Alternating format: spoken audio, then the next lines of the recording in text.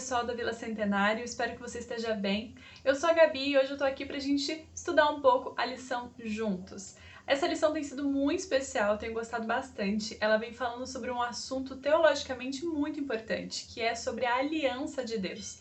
A gente tem visto ao longo de cada semana alguns aspectos importantes sobre a aliança que Deus estabeleceu com o seu povo.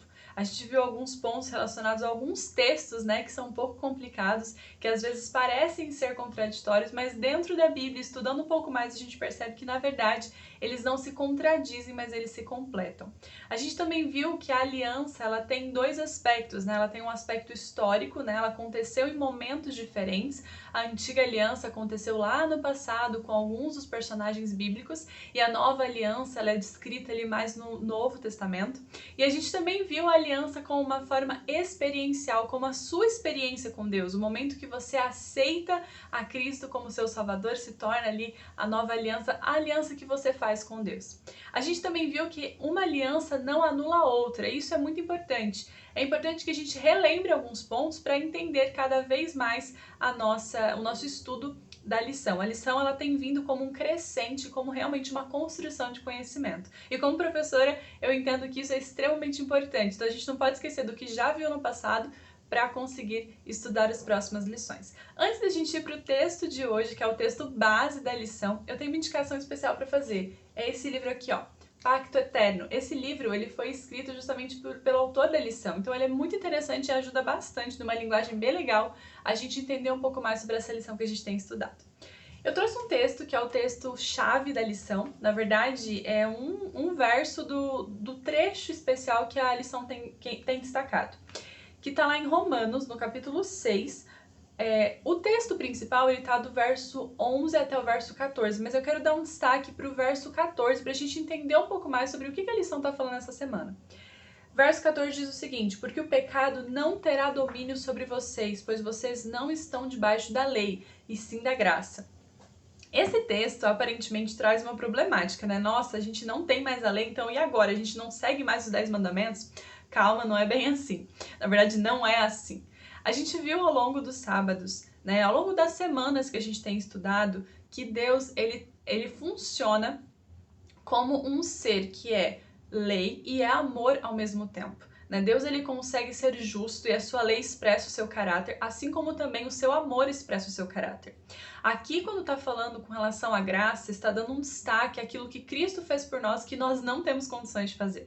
Dentro da teologia, a gente consegue perceber que cada um desses aspectos tem a sua função. Por exemplo, a lei, ela nos serve como um espelho. A gente olha para ela, percebe aquilo que nos separa de Deus, aquilo que nos difere de Deus, e aí, a partir da lei, a gente consegue buscar se aproximar dele, buscar ali retocar as coisas que precisamos. A graça, por outro lado, é um presente dado por Deus, A graça, ela vem como algo que nos salva, como algo que nos transforma. É algo que é de graça para nós, mas que custou um preço muito alto, que foi o sangue de Jesus na cruz. O que acontece é que, com a história do mundo, que é contada na Bíblia também, o pecado entra no mundo. E aí, a partir desse momento, o ser humano, ele fica em dívida. Ele tá pecando, ele peca a todo momento, ele já nasce pecando e ele não tem condição alguma de se salvar. Ele não tem condição alguma de cumprir a lei de Deus. A partir do momento em que nós nos tornamos pecaminosos, a gente não tem condições de cumprir essa lei. Quando Cristo vem, ele mostra que pela salvação dele agora nós podemos ter uma nova oportunidade de, quando ele voltar, nós retornarmos a um lugar que nós não deveríamos ter saído. Então, o sentido desse texto não é necessariamente a lei acabou, não precisamos seguir a lei. Não, a lei, ela é uma resposta. Nós cumprirmos a lei, na verdade, ele é uma resposta à salvação que nós recebemos. Então agora nós sabemos que por meio da graça temos a salvação e a lei, ela não é um peso, ela não é algo que nos aprisiona. Eu quero lembrar também, como parte do contexto, que na época de Jesus havia um problema muito grande com relação ao cumprimento da lei. As pessoas, elas começaram a tratar a lei como algo extremamente pesado, duro de ser seguido, algo que era muito mais do que Deus queria. Eles começaram a fazer algo que era realmente pesaroso, era duro tentar servir a lei, e cada vez mais as pessoas se sentiam mal porque não conseguiam fazer isso. E a partir do momento que Jesus vem, ele mostra o seguinte: calma, você como ser humano nunca vai ter condições de ser perfeito, mas por meio da minha salvação, por meio da graça, você tem condições de andar comigo e se desenvolver nessa terra, se parecer mais comigo e então tem a oportunidade de ser transformado completamente, ir para o céu, para um lugar perfeito, voltar a ter a vida eterna, ser perfeito e então cumprir plenamente a lei de Deus. Dentro da Bíblia, existe uma expressão, que é a expressão santo, que é dada para alguns personagens, humanos mesmo. E essa expressão, ela não significa que esse personagem ele é completamente perfeito e nunca errou. Não é isso. Um ser santo na Bíblia, uma pessoa santa, tem a ver com uma pessoa que tenta ao máximo fazer a vontade de Deus, se arrepende de todo o coração quando erra e quer realmente uma mudança. Aqui, esse texto ele te diz que você não precisa viver triste porque você não consegue ser perfeito, porque você não consegue seguir a lei plenamente. É lógico que você deve se esforçar para isso, você deve fazer o seu máximo para isso.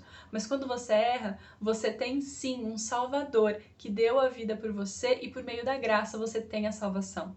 Nós precisamos todos os dias buscar nos parecer mais com Cristo. Nós precisamos todos os dias buscar ser o mais perfeito possível, mas não devemos ficar nos sentindo mal. Não devemos nos sentir mal no sentido de nunca conseguir atingir o máximo da perfeição como Cristo fez aqui na Terra.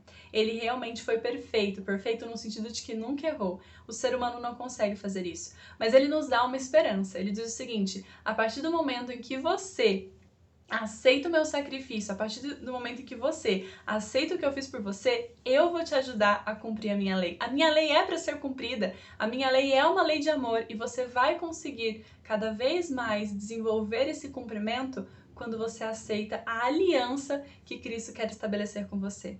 Esse texto ele não é contraditório, ele só te explica que você já tem a graça, que você já tem a salvação e que a lei ela é possível sim, no mundo em que nós viveremos com Cristo. Nós poderemos então, conseguir desenvolver cada vez mais a salvação, desenvolver cada vez mais o arrependimento na nossa vida quando nós aceitamos a Cristo como nosso Salvador. A aliança, ela é algo que Deus quer estabelecer com cada um de nós. Ele quer que a gente se aproxime dele e então as nossas ações serão transformadas. Nós seremos mais parecidos com Cristo, nós teremos ações de amor, amor que vem de Deus.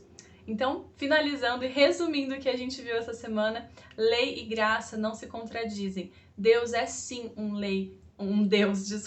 Deus é sim um Deus que traz a lei como uma expressão do seu caráter e do seu amor, que é perfeito, e ele também traz a salvação, traz a graça. Elas não se contradizem, muito pelo contrário, elas se encontram e se encontram na cruz. Espero que você tenha um ótimo estudo, que isso tenha te ajudado um pouquinho a compreender a lição dessa semana e que você possa continuar estudando essa lição que é maravilhosa e compreender cada vez mais. Um grande abraço, um feliz sábado para você!